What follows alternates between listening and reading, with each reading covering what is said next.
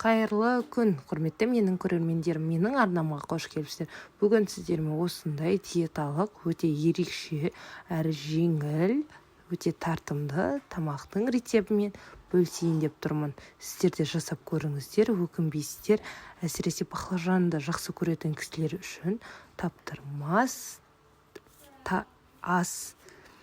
Ал ең алдымен бізге керек осындай баклажан, пияз, тартылған етіміз, бір помидорымыз, укропымыз. Ең алдымен мен пюре жасаудан бастадым. Пюреніке тұзын салып, турап, үстіне су құйып, газге қойып қойдым. Пюрелерімді жасап болғаннан кейін пиязымды ұсақтап, турап алдым. Баклажанның ортасында бізде фаршевый начинка болады. Соны жасауға кірісеміз. Ең алдымен картоптарымыз қоямыз. Картоптарымыз пісе берсін деген оймен. Содан кейін пияздарымызды бірден кейін бір турап бастаймыз. Отбасым үшін өте ерекше тағам болды. Бәрі қызығып, сүйсініп жеді. Сіздердің отбасыларыңызға да ұнайтыны сөзсіз. Әрі ерекше, өте тартымды тамақ. Пияздарымызды бәрін турап аламыз, ұсақтап. Пияздарымыз турап алғаннан кейін мен оның арасына чеснок, бір помидорымды турап жіберетін боламын. Бәрін өте ұсақтап турай беріңіздер. Ұсақтап тураған дұрыс, оның арасына қосылатын болғаннан кейін. Ал демде біздің кезек қызанаққа да кеп қалды. Қызанағымызды ұсақтап, барынша ұсақтап турай береміз. Өйткені қабығы шығып кетеді. Қабығын алып тастап турасаңыздар да болады, қабығын алмай турасаңыздар да болады. Өз еріктеріңіз. Кезегіміз бізде чеснок. Өз басым мен түрлі көкөністерді салғанды ұнатамын. Дәмі ерекше болсын деген оймен. Осылайша бізде чесногымызды саламыз. Осы арада штативімде балам тез құлатайын деді. Әрі үйдің бұзықтары аман болсын. Кезек бізде укропымызды жақсы ұсақтап турап аламыз. Мен де бәрін турап алдым. Менде тартылған етім шамалы мұз болғаннан кейін. Тартылған еттерім микротолқындық пеште сәл ғана ысытып, тертіп алатын болдым. Солайша мен етімді саламадым. Қалған заттарын бәрін турап дайындап алғаннан соң біз баклажандарымызды алып, екі шетіне осындай шпажке қойып, түбінде азырақ қалып кесіп шығатын боламыз. Көріп тұрғандарыңыздай, әлі бұның ортасынан бөліну керек. Тым қатты ұзын жасамаңыздар. Себебі еттеріміз салған кезде ол дөңгелек тәрізді болып қалады. Олай болған дұрыс емес. Соның үшін қақ ортасынан бөліп жібересіздер. Осы арада менің етім ерідіп дайын болды. Етімді салып алдым. Баклажандарым қызығып пружинка қылып кесіп отырдым мен арасында. Осылай шпажкенің көмегімен кесіп алыңыздар. Ұзын баклажан керек емес, қатары 4 болса нормально 4 или 5 жасаңыздар болды, одан артығы көп кетеді. Ал енді фаршымға мен тұз салдым, тәпке көрі қара бұрыш салдым. Панировочный сухарик саламыз осындай.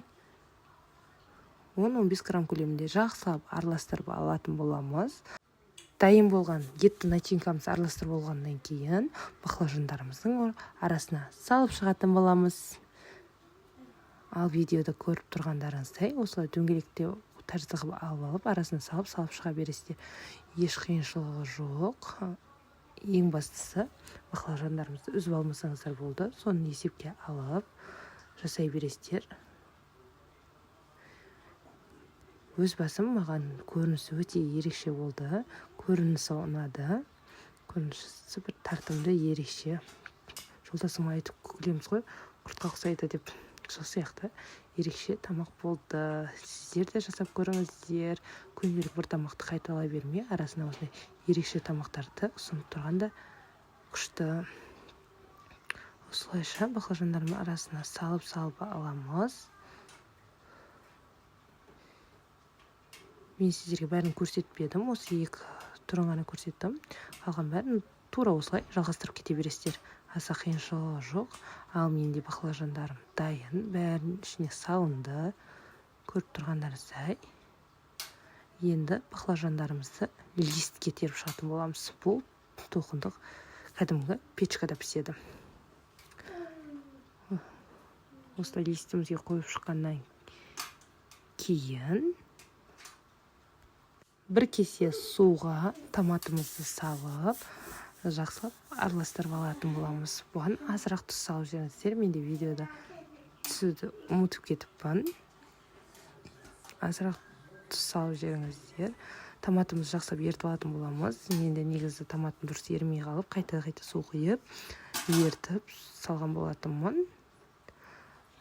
Листіміз шамалы жартыға жетпейтіндей дәрежеде су құйып шығатын боламыз. Сонда әбден суға жақсы қайнап пісетін болады.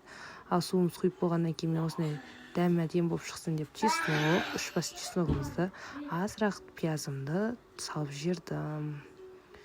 Дәм әдемілеу болсын деп, себебі бұны мен пюренің үстіне құятын боламын. Сорпасын. Бұның жанына өздеріңіз кез келген қосымша пюре қайнатсаңыздар да, күріш қайнатсаңыздар да болады. Ал мен оны печкаға салам дегенше, менің пюрем дайын болып қапты. То есть картошкам пісіп қапты. Осылайша картоптарды алып, мен суын төкпеймін, суын алып қаламын. Себебі мен сіздерді видеода көрсететін боламын. Азырақ осындай сары май саламын, сливичный. Тұзын және басында қайнататын кезде салғам, соның үшін тұз салмаймын. Азырақ қара бұрыш салып жіберемін. Сосын жақсылап картоп езетіммен жақсылап езіп алатын боламын. Картоп негізі қою қалады, соның үшін суын аз-аздан құйып көресіздер. Бізде үйде сұйықтау болғанын ұнатады, қоюдан гөрі. Енді сіздер қалай ұнатасыздар? Если сұйық ұнатсаңыздар, осылайша жасасаңыздар болады. Негізі қайнап пісіп тұрған сүтті құйсаңыздар да болады. Біздің үйде сүт болмағаннан кейін суынан құйып, осындай сұйық пюре жасадым.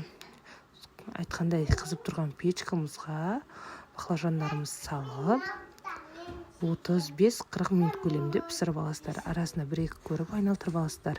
Ал менде пюрем, күрішім бәрі қайнап дайын болды. Көріп тұрғандайыңыздай баклажандарым да пісіп дайын болды. Енді тарелкалерімізге жайғастырып бастаймыз. Осылай ең алдымен картопымды салып алдым. Сіздердің үйлеріңізден кім қалай, біреу гречка ұнатуы мүмкін.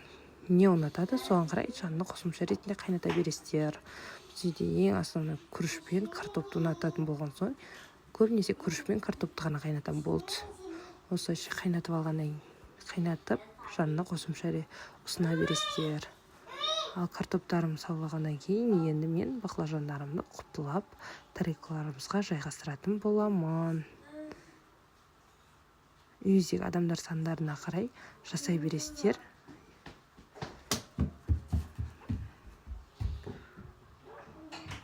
Құптылап алмасаңыздар, баклажандары бөлініп кетуі мүмкін.